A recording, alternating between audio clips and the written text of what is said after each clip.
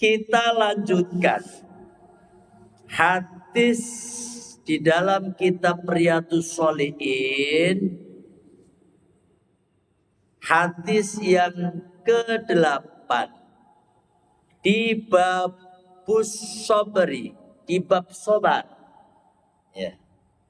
Atau hadis yang ke-32 di dalam keseluruhan hadis di dalam kitab Riyadhus Shalihin ini, ya.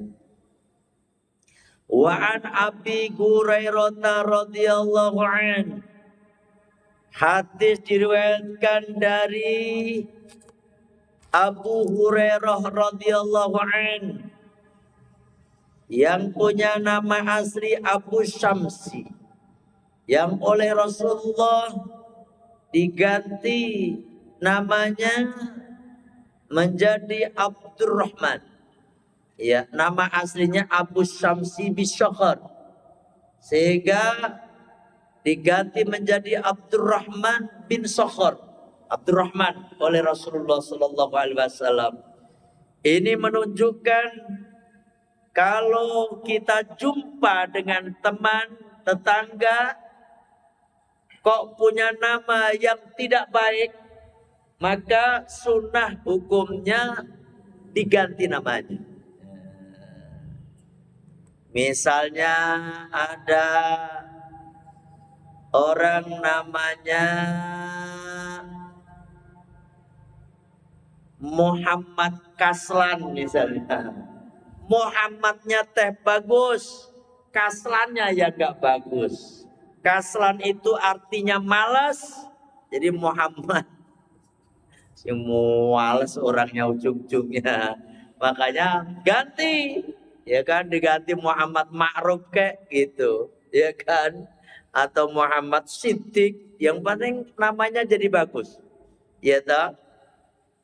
Apalagi namanya kagak beres, panggilannya Ikin, nama lengkapnya Musyrikin, ya sangat Musyrikin, panggilannya Ikin. Mas sampean jenenge sapa Mas?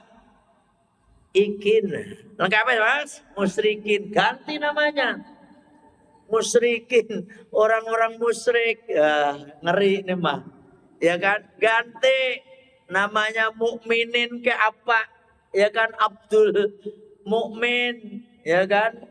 Makanya itu sunnah. Karena kadang-kadang orang ngasih nama zaman dulu, apalagi orang kampung, orang Jawa itu kalau ngasih nama asal baik, yang penting ada nama.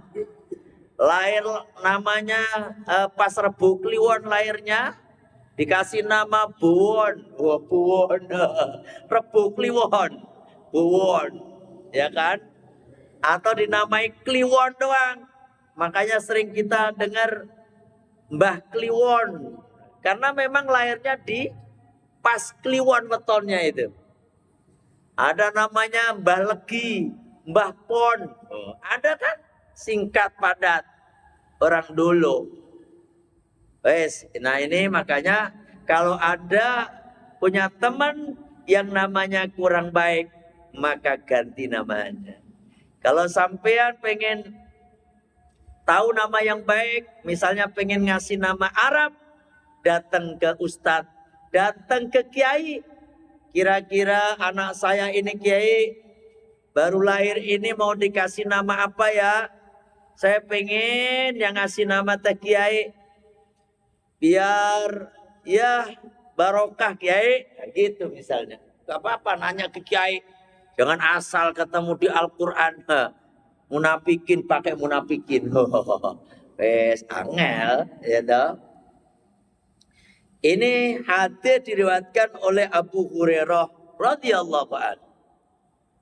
Ana Rasulullah sallallahu alaihi wasallam, bahwasanya Rasulullah sallallahu alaihi wasallam qala, beliau bersabda, yaqulullahu ta'ala, Allah ta'ala berfirman. Ini hadis Pak, yaqulu ta'ala, hada minal ahaditsil qudsiyah. Ini hadis termasuk hadis-hadis qudsi. Wa ya aktsar min mi'ati haditsin. Hadis qudsi itu lebih daripada 100 hadis. Ya, jamaah telah mengumpulkan pada hadis qudsi, ba'duhum sebagian ulama fi juz'in kabirin, di dalam satu pembahasan satu juz yang besar, yang banyak. Ini ada, Pak. Wal farqu bainahu wa bainal Qur'ani, bedanya antara hadis qudsi dan Al-Qur'an, annal Qur'ana al-lafdul al-munazzalul lil ijazi. Nah, kalau bedanya nih Pak, bedanya. Kalau hadis qudsi ya, itu hadis emang hakikatnya dari Allah, tetapi diucapkan oleh Kanjeng Nabi, tidak melalui proses sebagaimana turunnya Al-Quran gitu. Kalau turunnya Al-Quran itu lewat mimpi, ada yang lewat seperti suara lonceng, sehingga Kanjeng Nabi itu ketika menerima Al-Quran atau firman Allah, ayat itu ketika seperti gemerincingnya lonceng, itu Kanjeng Nabi menggigil sampai keluar keringatnya segede-gede jagung gitu, ya kan?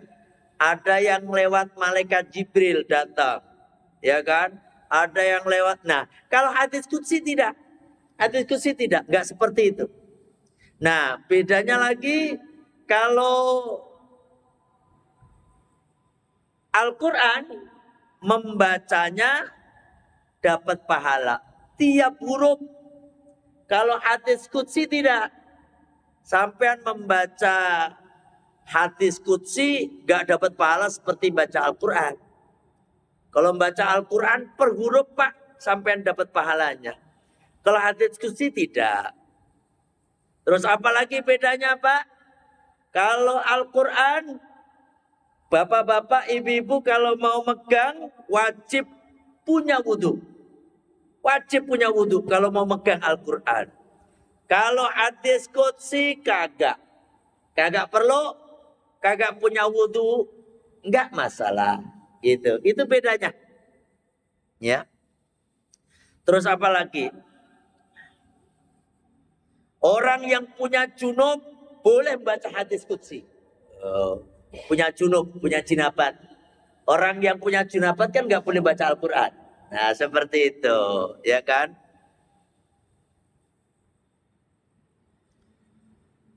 Dan lain-lain sebagainya. Ini bedanya antara hadis qudsi dengan Al-Quran, ya, Al-Quran.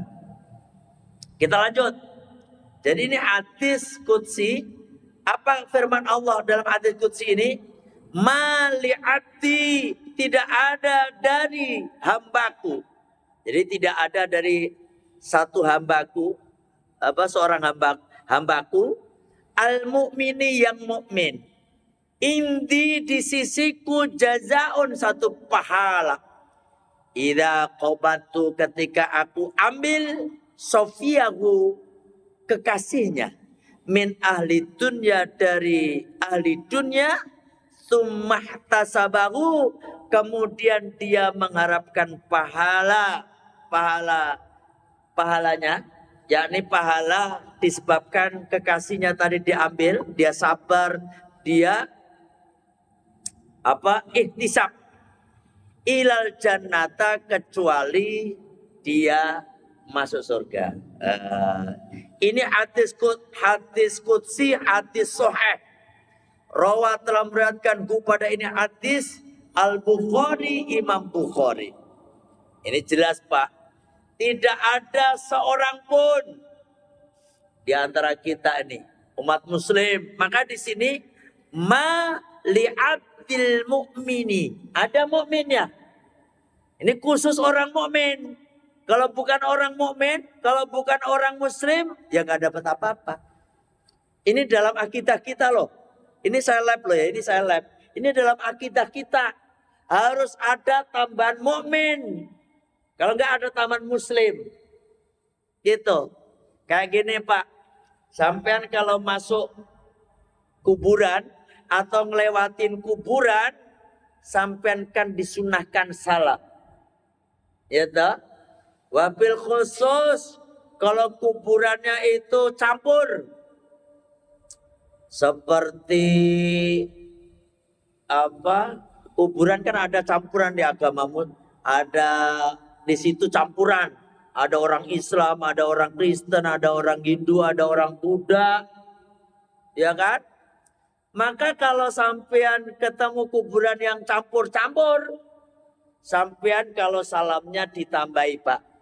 Assalamualaikum ya ahlal kubur, tambahi minal muslimina wal muslimat wal mu'minina wal mu'minat wa inna insyaallahu bikum laikun nas'alullaha lana walakumul afiyah. Nah begitu.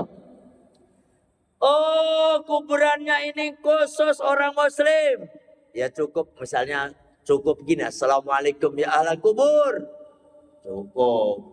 Tapi kalau dicampur harus tambahin minal mu'minina wal mu'minat wal muslimina wal, harus.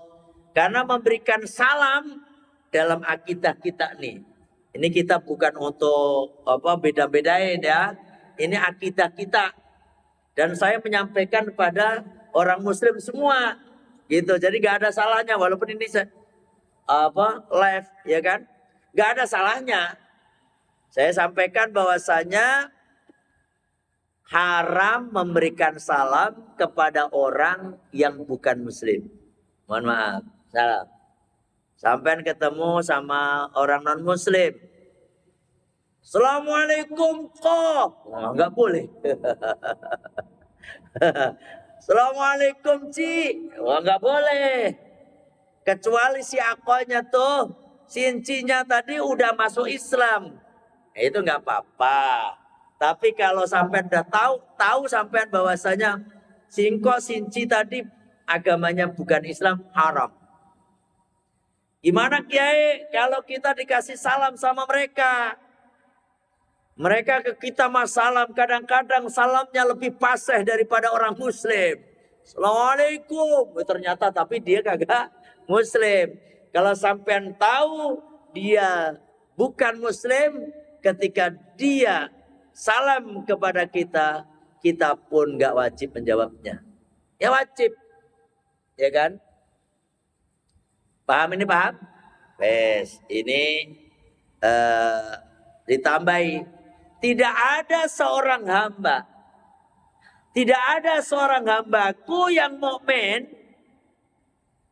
Dia itu mempunyai pahala di sisiku. Pahala yang balasannya. Satu balasan yang besar.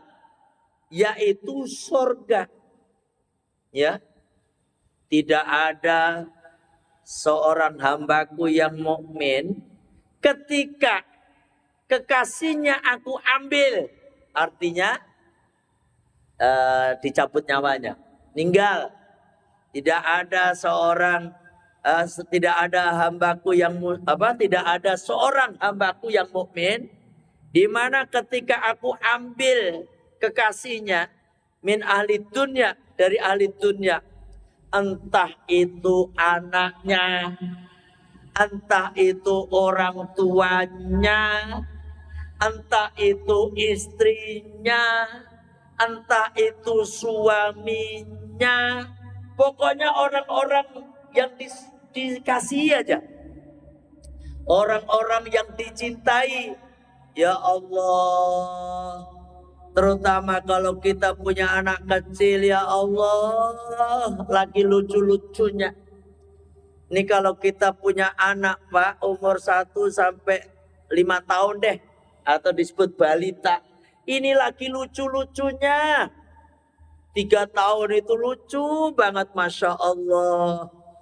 Saya memang belum punya cucu kandung, belum. Anak saya karena belum pada nikah, belum ada nikah. Tapi saya udah banyak cucu. Cucu dari mana? Santri-santri saya yang menikah, yang udah jadi alumni menikah, itu udah pada punya anak. Kemarin waktu lebaran pada datang, ya Allah, anaknya ada yang 3 tahun, ada yang baru 6 bulan. Itu lucu-lucu, Masya Allah. Masya Allah. Saya bayang, gak habis pikir ya, gak kebayang. Kalau kita punya anak yang pas lagi lucu-lucunya, kemudian Allah ambil, yakni meninggal. Ya Allah, ini yang stres teh orang tua, terutama ibu. Betul nggak? Ibu. Ibu itu kadang-kadang ditinggal mati anaknya. Ya Allah, sampai pingsan berkali-kali. Walaupun udah setahun 2 tahun. Melihat anaknya yang waktu 3 tahun, waktu umur 3 tahun meninggal. Terus melihat anaknya tetangga lagi lari-lari, dia ingat anaknya, pingsan lagi. Padahal udah 2 tahun. Ini seorang ibu, Pak. Nah, ketika sampean nih bapak-bapak, ibu-ibu, di mana sampean punya kekasih, orang tercinta, kemudian oleh Allah ambil, oleh Allah diambil, artinya meninggal. Kemudian kita bersabar, bersabar terus kita mengharapkan pahala dari Allah. Pak, balasannya wajib surga sampai. Oh, ilal jannah ini ya. Tidak ada seorang hambaku yang mukmin ketika aku ambil kekasihnya, dia bersabar dan mengharap pahala kecuali pahalanya surga, kecuali balasannya surga. Ini ngomong-ngomong yang punya Pak RW punya nggak yang kekasih yang meninggal gitu? Anak atau saudara atau yang kita orang tua, iya kayak gitu. Tapi kalau biasanya kalau ke orang tua nggak kayak anak. Anak ini yang paling berat, Pak. Masya Allah. Ya. Kayak saya, bapak saya kemarin wafat tuh, ya Allah rasanya. Saya menangis. Udah tua begini tetap nangis. Nangis di rumah sakit tuh. Orang-orang pada bilang, mas sabar mas, sabar mas, sabar mas. Tetap aja saya nangis saya mah. Nangis. Loh, emang boleh kiai nangis? Gak apa-apa. Nangis. Yang jadi pertanyaan kalau kita ditinggal mati orang yang kita sayangi, yang kita cintai, kita nggak nangis, itu tambah yang perlu dipertanyakan. Itu cinta nggak sama orang tuanya itu? Kan begitu. Yang nggak boleh itu nggak terima. Yang itu nggak boleh nggak terima, Pak. Sampai ditinggal mati anak, ditinggal mati orang tua, sampai nggak terima. Kalau ada kata-kata kayak gini contohnya nih. Ditinggal mati anak terus gitu, ya Allah kenapa anak saya engkau ambil, kenapa gak saya ajak, begitu. Kan ada yang kayak gitu modelnya. Ya Allah, terus sambil buka jilbab, rambutnya di apa namanya ini, di jambak-jambak, ya kan, bajunya dirobek-robek. Itu yang haram. Kalau cuma nangis doang ora apa-apa. Rasulullah Shallallahu Alaihi Wasallam ketika beliau ditinggal wafat putranya, ditinggal wafat putrinya, Rasulullah nangis. Jangankan seperti itu, Rasulullah ditinggal wafat cucunya, yakni putranya Siti Zainab. Siti Zainab itu salah satu putri Rasulullah. Ya, kan putranya Rasulullah Qasim, Sayyid Qasim, Sayyid Abdullah, Sayyid Ibrahim. Ini putranya. Putrinya Sayyidah Zainab, Sayyidah Ruqayyah, Sayyidah Umi Kulsum, Sayyidah apa? siapa? Sayyidah Fatimah binti Rasulullah sallallahu alaihi wasallam. Ada 4 tuh. Nah, kan kemarin udah kita baca tuh. Ketika Rasulullah sallallahu alaihi wasallam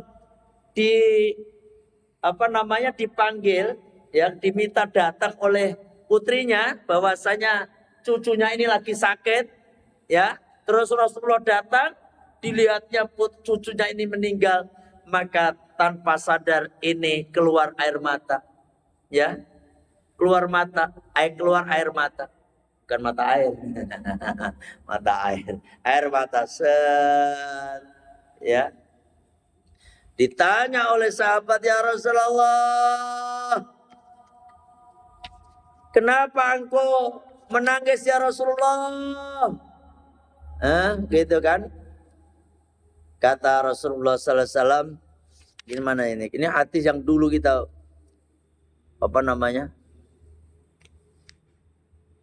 Hadihi rahmatun ja'alallahu ta'ala fi qulubi ibadihi. Ini bentuk kasih sayang yang Allah jadikan, ya kan, pada hatinya hamba-hambanya.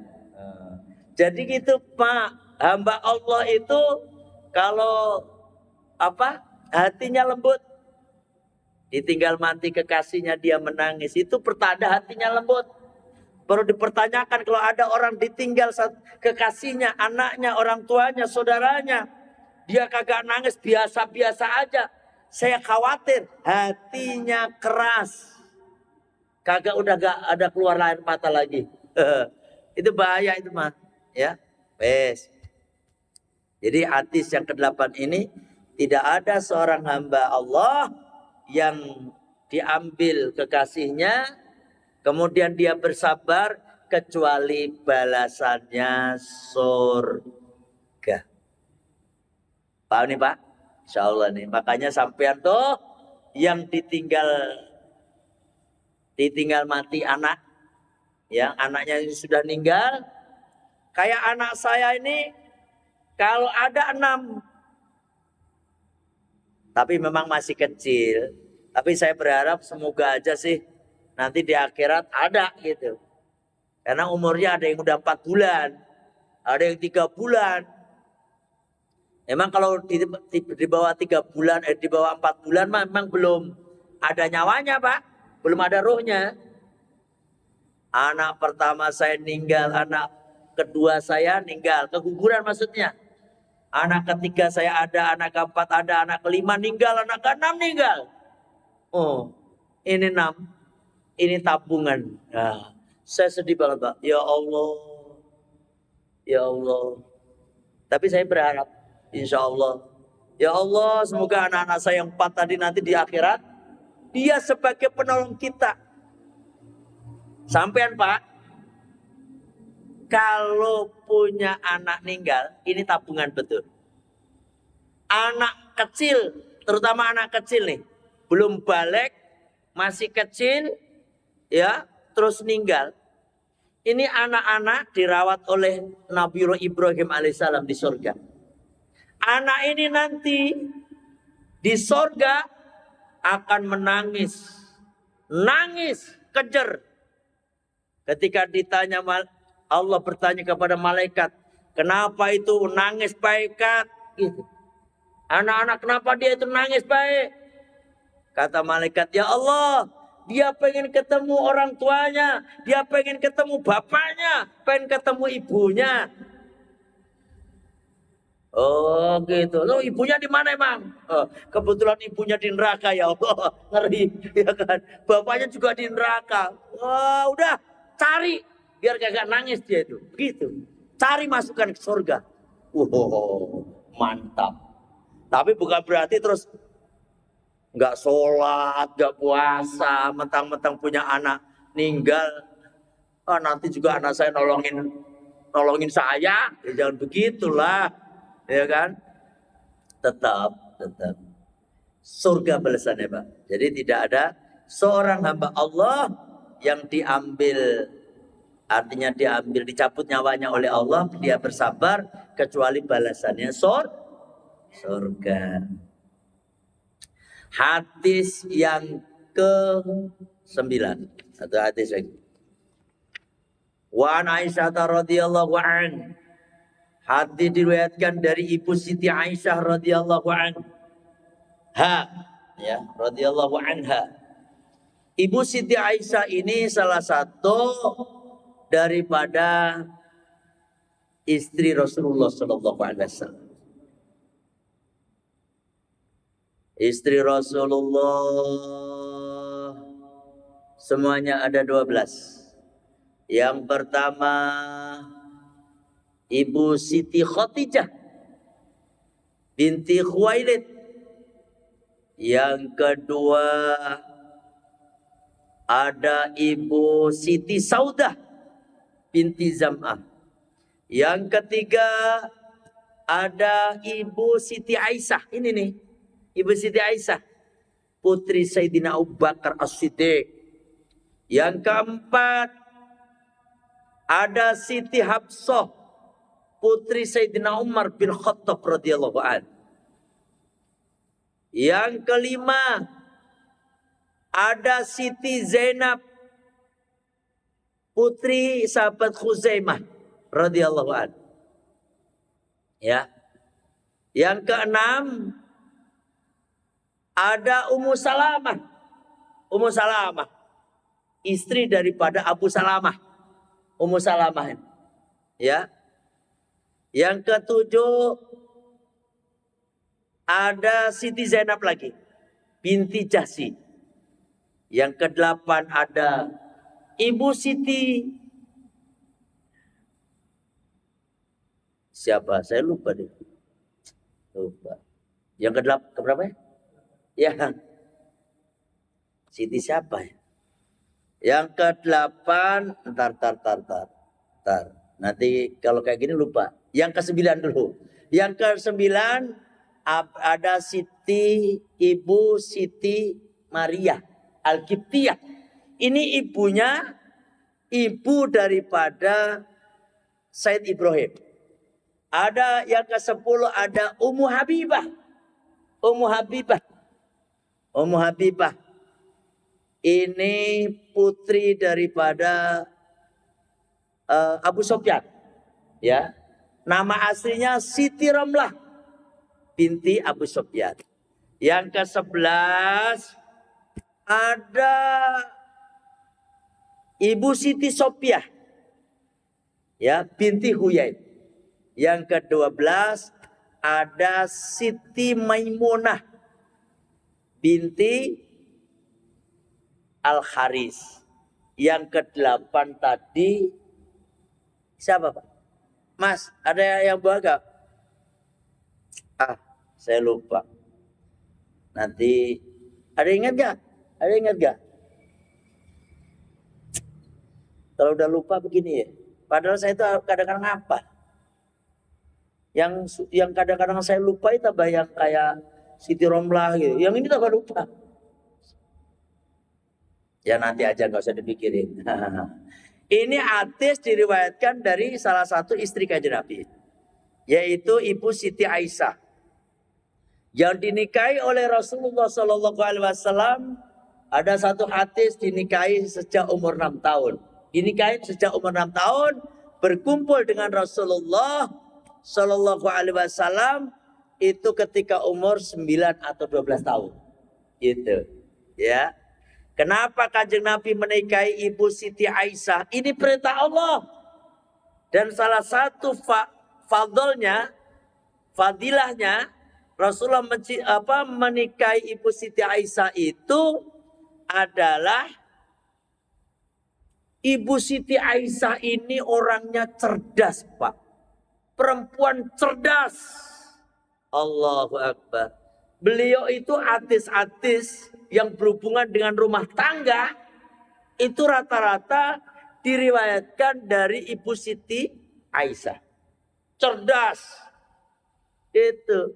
Jadi bukan sekali lagi Rasulullah Shallallahu Alaihi Wasallam menikahi perempuan itu tidak ada yang karena nafsu, tidak karena syahwat, kagak ada. Semuanya karena Allah.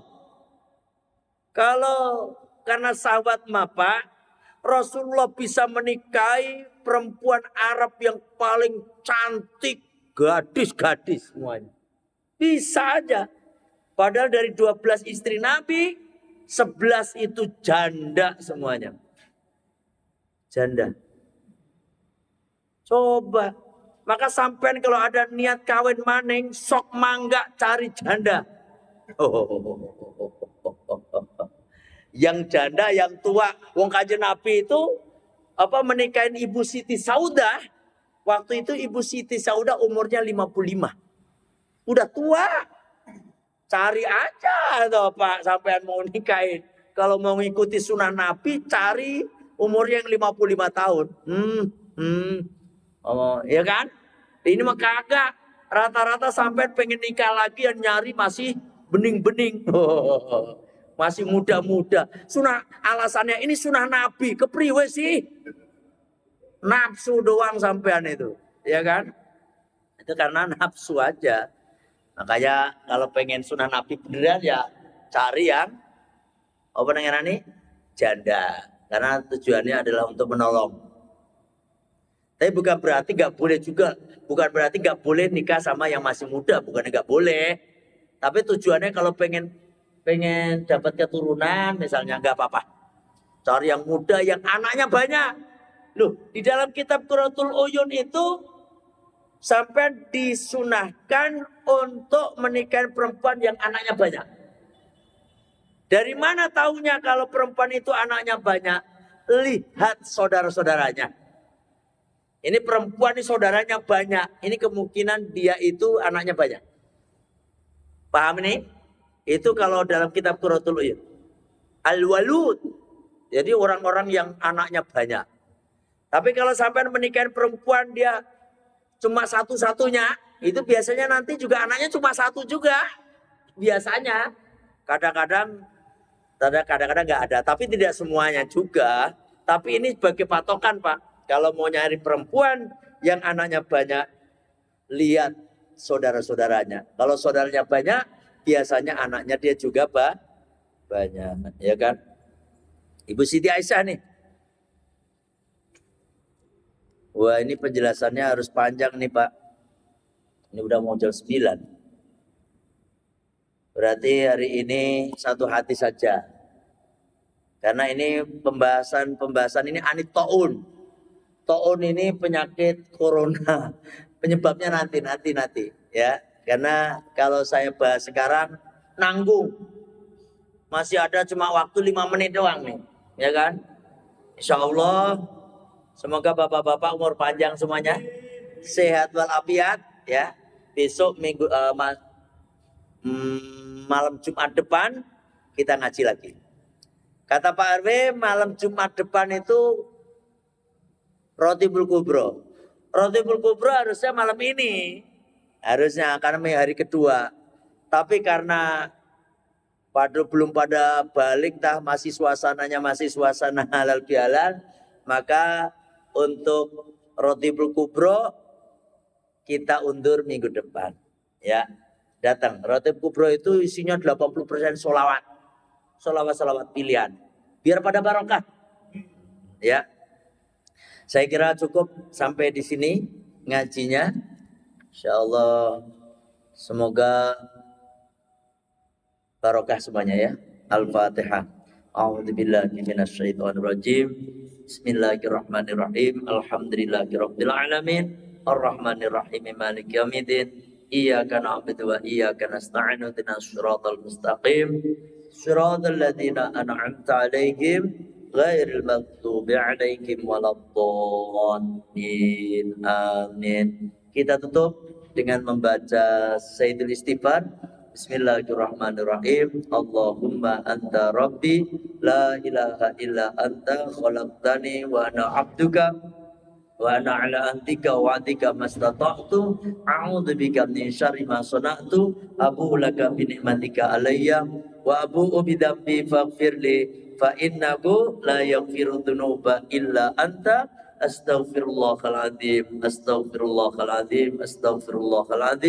Subhanaka Allahumma wa bihamdika asyhadu an la ilaha illa anta astaghfiruka wa atubu ilaik. Alhamdulillah, mohon maaf kalau ada kekurangan, ada kesalahan, ada kekhilafan. Wallahu muwaffiq ila aqwamit thoriq. Assalamualaikum warahmatullahi wabarakatuh.